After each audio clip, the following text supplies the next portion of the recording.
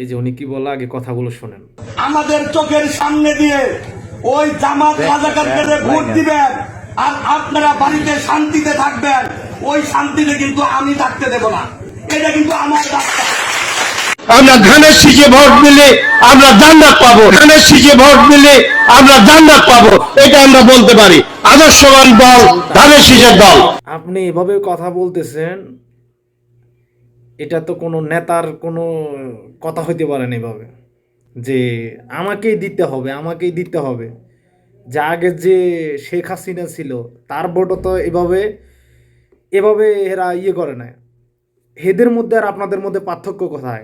নেতা হলো তো এরকম নেতা। বাংলাদেশ যুবকেরা, তোমরাও জেগে উঠো, আল্লাহর শক্তিতে বলিয়ান হয়ে অসত্যের বিরুদ্ধে রুখে দাঁড়াও। তোমরা হবে আমাদের আগামীর নেতা, আমরা ইনশাআল্লাহ হব তোমাদের সহকর্মী।